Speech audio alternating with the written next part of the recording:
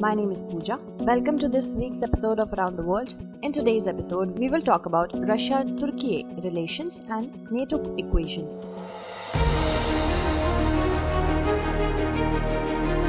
The NATO alliance is resorting to economic, diplomatic, and technical sanctions on the one hand, and providing military and financial aid to Ukraine on the other hand, for sidelining Russia from the global fraternity and forcing it to end the Russia-Ukraine war.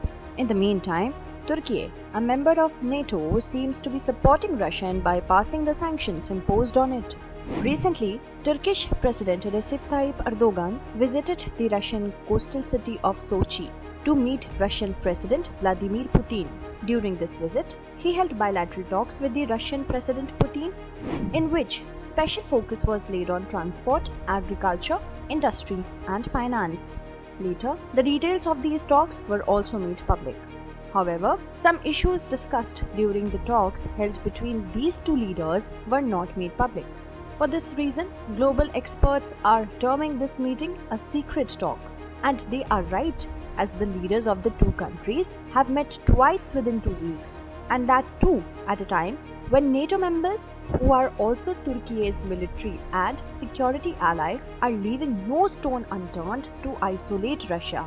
Against this backdrop, two significant questions arise. Firstly, when NATO is not leaving any stone unturned to weaken Russia, then why is Turkey, a NATO member, increasing its camaraderie with Russia? What are Turkey's interests due to which it is betraying its ally, that is, the NATO members? Secondly, what interest is Russia serving through the talks held with Turkey in Sochi? We will discuss all these aspects in today's story. First of all, let us understand the background of Russia and Turkey. When the world was divided into two camps and was facing the Cold War, then at that time, Turkey was part of the opposing camp of Russia. Turkey was also the base of almost all the major massacre weapons in the West, the adversary of Russia. Turkey became part of the Western camp as the Soviet Union, led by Stalin, started laying claims on some territories of Turkey. Consequently, Turkey became a part of NATO in 1952. However, when the Soviet Union relinquished its territorial claims after Stalin's death, the bitterness in the relations between the two countries began to subside. Then, after the Soviet Union's disintegration in 1991, relations between Turkey and Russia improved significantly and the two countries became each other's largest trading partners. Russia became Turkey's largest energy provider, while Turkish companies flourished in Russia. Turkey became the first foreign destination of Russian tourists after the 1990s. However, despite all the above facts, both the countries still seem to be standing on opposite ends in terms of foreign policy. Turkey has always opposed Russia on global issues like the Nagorno-Karabakh conflict, the Syrian civil war, the Libyan civil war, the Kosovo conflict, and the Armenian genocide. However, Turkey has not opposed Russia in the Russia-Ukraine conflict. On the contrary, Turkey is indirectly opposing sanctions imposed on Russia by the Western countries and its allies. Moreover, Turkey is also trying to actively mediate for a peaceful resolution of the Russia-Ukraine conflict. At this juncture, a significant question arises that why Turkey is supporting Russia these days. In fact, when Western countries were imposing sanctions on Russia due to the attack on Ukraine, Turkey was also not opposing sanctions, being part of this alliance. Turkey had to close the Black Sea route to Russia under pressure from the Western countries.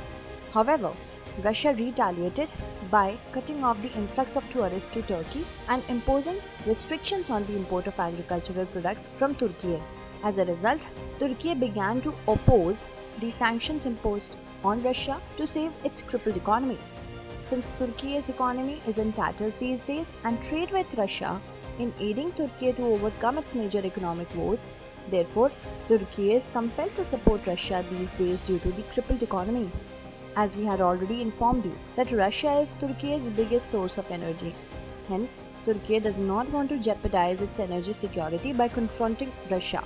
Besides, Turkey even wants to take advantage of Russia's shrinking market as much as possible.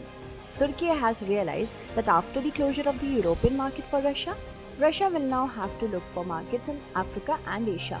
And the easiest way to reach Africa and Asia is through Turkey via the Black Sea. Turkey is trying to take advantage of its geographical location and is exploring its role in developing new trade relations with Russia. To know about the geographical location of Turkey in more detail, you can watch the episode dated 8th June 2022 of our program. The episode's link is given in the description below for your convenience. Turkey's security threat from Kurdish forces is also one of the reasons for Turkey's bettering relations with Russia. Erdogan seeks Putin's approval for a planned Turkish military operation against Kurdish forces in northern Syria. Turkey considers the formation of Kurdistan as an attack on its unity, integrity, and sovereignty. Turkey has even declared the Kurdish forces as a terrorist organization. The Kurdish community largely resides in the Zagros and eastern Taurus mountainous regions, and they are demanding an independent country called Kurdistan. Kurdistan includes the eastern region of Turkey, northern Iraq, western Iran, northern Syria, and smaller areas of Armenia. However, the organization from which Turkey is most threatened operates in the region adjacent to Syria. Hence, Turkey often takes military action in these areas of Syria. Now, the power equation are changing because the countries that support the Kurds, that is, Sweden and Finland, are joining NATO. In such a scenario, Turkey cannot rely on NATO on the Kurdish issue. Furthermore, Russia has deep ties with the current government of Syria. The Russian army is also present in Syria. Turkey seeks Russian support for conducting military actions in Syria, and for this purpose, it is increasing camaraderie with Russia. For all these reasons, Turkey is not only increasing camaraderie with Russia, but is also preparing the ground ahead for Russia. In addition, Turkey has also mediated with United Nations for exporting grains from Ukraine and also Russian food and fertilizer to the world's markets. It is well-known fact that Ukraine and Russia are among the largest grain exporters in the world. Now, another significant question arises that what is the significance of the talks held between Russia and Turkey in Sochi? The importance of these talks is well known for Russia. Russia has started turning to other trading partners to limit the impact of the sanctions imposed on it. Russia cannot easily reach its trading partners in Asia and Africa without Turkey's support, as the route that leads to these continents are under Turkey's control. Every ship passing through the Black Sea cannot reach the rest of the world only via the Bosphorus and Dardanelles Straits and the Marmara Sea. Therefore, Turkey is trying to take advantage of this golden opportunity. Moreover, some experts are of the view that Russian President Putin may be seeking a Russian stake in Turkey's oil refineries, terminals, and reservoirs for hiding the origins of Russian oil export before the EU oil embargo. Experts are also of the view that Russia is looking for correspondent accounts of large Russian banks to bypass financial sanctions. Russia and Turkey are close to each other. Hence, Turkey can be a good option for Russia for opening correspondent accounts. Turkey can also prove to be an important ally for Russia from a strategic point of view. Russia can easily counter NATO by increasing closeness with Turkey, since all NATO decisions are taken by consensus. Therefore, Russia can get the veto in NATO with Turkey's support on the decisions taken against it. Russia can also weaken NATO by dividing it with Turkey's support. It is not that Turkey is not aware of Russia's intentions. Turkey also knows that carrying out trade with Russia can have a significant impact on its economy and financial sector, as its trade with rest of the world might become difficult. The European countries are also facing the same challenges these days due to their dependence on Russia. Now it will be interesting to see whether Turkey succeeds in neutralizing these challenges or become a victim of the Russian dominance like other European countries. Now, we come to the next segment of the Sunday special episode of Around the World. In this segment, we will talk about other significant international news. Recently, United Nations Secretary General Antonio Guterres has urged nuclear forces not to threaten non-nuclear countries while adhering to the no first use policy. These days, war is going on between nuclear powers, Russia, and non-nuclear country, Ukraine. Tensions are escalating in the world due to the nuclear threat being given by Russia to Ukraine.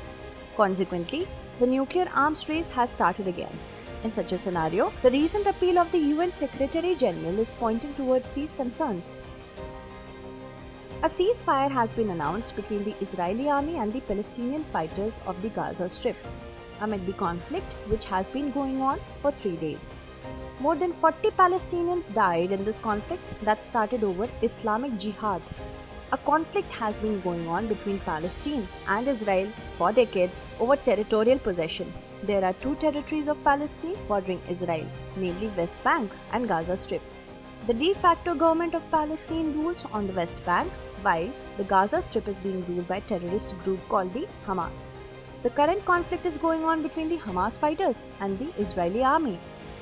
The Central African country's Chad's military government has signed a peace agreement with opposition groups in Qatar.